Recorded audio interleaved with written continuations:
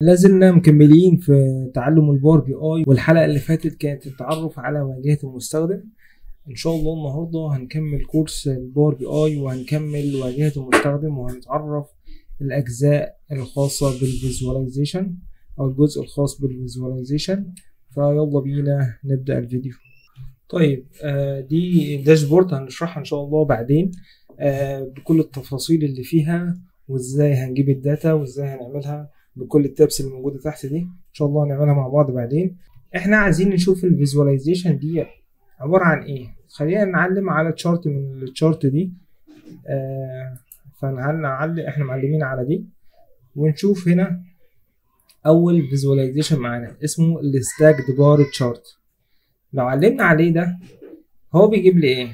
بيجيب لي الديبارتمنت او الاقسام، تمام، وهنا السالري بتاعهم والسالري بتاعهم. طيب هنا شايف اللون الازرق فاتح ده؟ بيقول لك ده السم اوف سالري، مجموع السالري، تمام. والازرق غامق ده اللي هو السم اوف مانثs ريت، وده السم اوف مانثs انكم، تمام. طيب دي مثلا لو انت معاك كذا حاجه، تمام، في الديبارتمنت بتاع الار ان دي وعايز تشوفهم مع بعض، تمام. فمثلا المنصر انكم بيمثل رقم، والمنصر ريت بيمثل رقم، والسالري ريت بيمثل رقم. فانت بتشوف الحاجات دي مع بعض وبتشوف اكبر ديبارتمنت في الحاجات دي، تمام، ورقم كل رقم كل الكاتيجوري من الحاجات دي. فده استعمال الستاكد بار تشارت، ولكن الكلام ده بيكون بشكل افقي، تمام. طيب خلينا الستاكد كولوم تشارت، نفس الكلام ولكن على هيئه كولوم كده، كولوم افقيه عموديه او رأسيه، بتكون نفس الكلام. وهنا الكلاسترد بار تشارت نفس الكلام ولكن مش مع بعض. بمعنى ايه؟ يعني كل كاتيجوري بيبان لوحده، او الار ان دي اهي ويجيب لي هنا ده السم اوف سالري، تاني حاجه المونثلي ريت، وتالت حاجه المونثلي انكم، تمام. بيجيب لي كل واحد لوحده. بعدين هنا في كلاسترد كولوم تشارت، دي اوضح الاوضح بقى. يعني هنا الكلاسترد كولوم تشارت دي بتجيب لك نفس الكلام اللي فات ولكن على هيئه كولوم اعمده رأسيه. وفي هنا 100% الستاكد بار تشارت. بما ايه يعني ايه 100%؟ هو بيجيب لك هنا الريت من 0 ل 100%، تمام. النسبه دي كلها 100%. بص هي ما بتكونش معبره في الشكل ده، ولكن هو بيجيبها لك نسب. يعني انا لو عايز دي الار ان دي في السالري قيمتها كام؟ قيمتها مثلا وليكن 16 مليون. قيمة ده من الإجمالي ده 45%، وده قيمة ده من الإجمالي ده 44%، تمام. وقيمة ده من الإجمالي ده 46%، تمام. ولكن مش هتقارن ده بده، لا، ده هي مقارنة داخلية ما بين الأقسام نفسها، كل قسم بنفسه. طيب تالت حاجة معانا الستاكد كولوم تشارت، نفس الكلام ده ولكن على هيئة شكل رأسي، تمام. وهنا اللاين تشارت، أنا اللاين تشارت 3 كاتيجوري بس على شكل لاين. وهنا الاريا تشارت، هنا بيقول لك الاريا تشارت بتاعتنا يعني برضو ما بيكونش أفضل حاجة معانا ده. وهنا الستاكد اريا تشارت. بص يعني عايز اقول لك حاجه، وهنا ده اللي هو 100% الستاكد اريا تشارت اللي بنستخدمه اكتر حاجه اللاين ستاكد تشارت واللاين اند كلاسترد تشارت ده.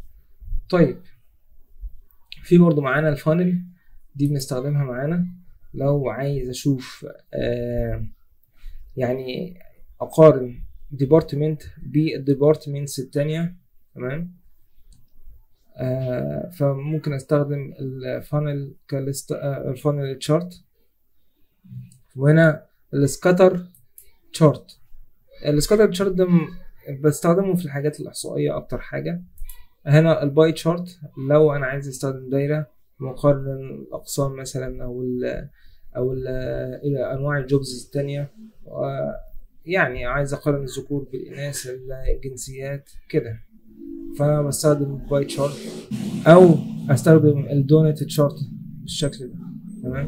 الالوان طبعا انا اقدر اتحكم في الالوان دي بحيث اني يعني عايز اغير في الالوان اقدر اغيرها، ولكن هو عامل لك كل قسم او كل ديبارتمنت بنفس اللون. يعني هنا الديبارتمنت الهولندي عامله باللون الازرق فاتح، السيلز عامله باللون الازرق غامق، الاتش ار عامله بالبرتقالي.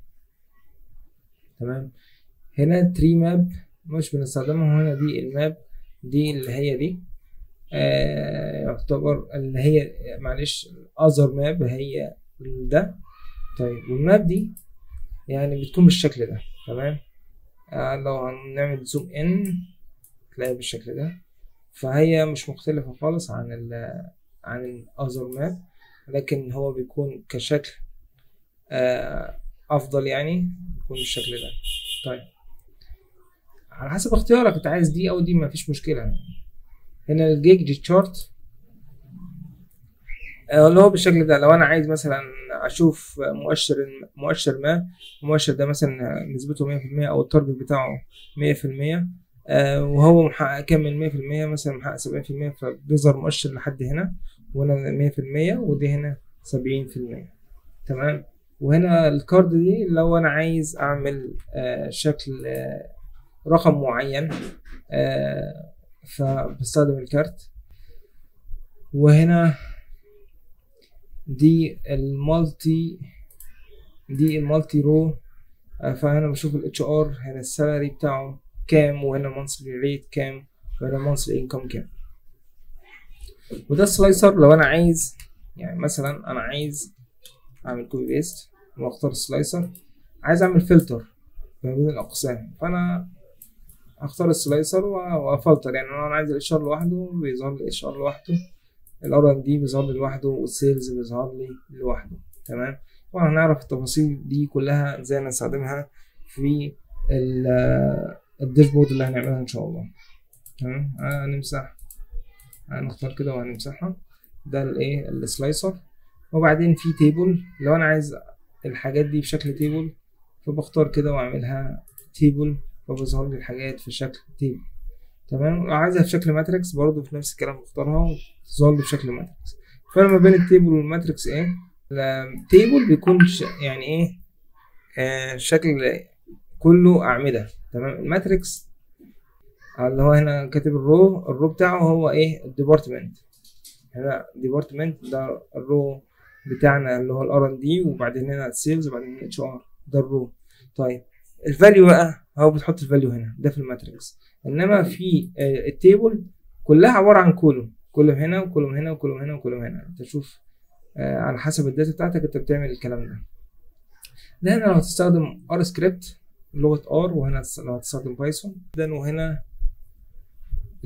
ديبوزيشننج تري، لو انا عايز اعمل ديبوزيشننج. هنا اللو فاليو هنا عايز اشوف من السيلر اللو فاليو اقل حاجه مين الاتش ار.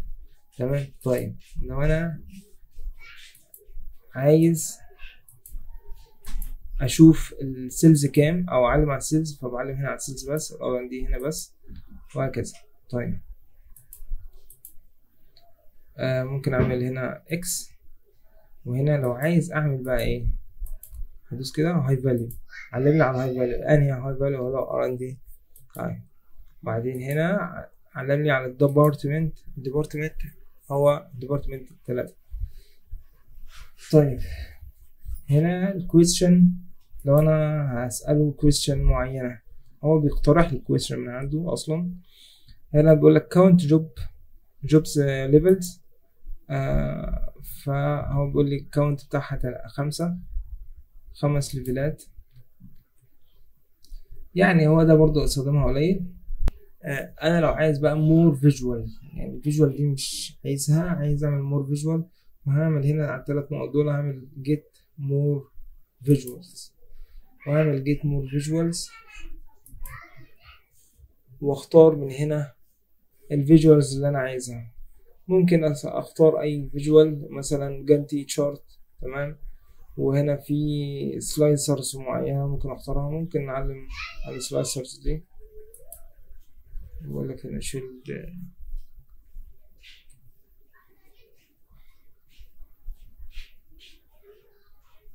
نبص عليها ونشوفها يعني. ندوس اد، ندوس اوكي. اهي اهي هي دي.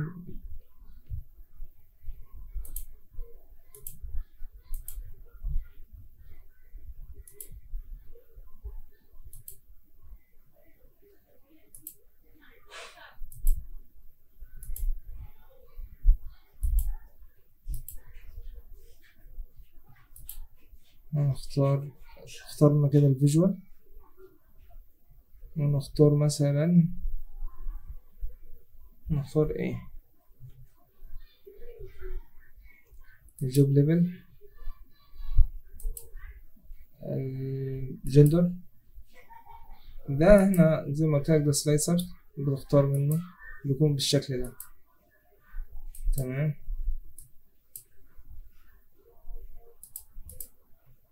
بس فدي فدي ايه الفيجوالز بتاعتنا. فكده احنا عرفنا ايه الفيجوالز اللي موجودة معانا هنا.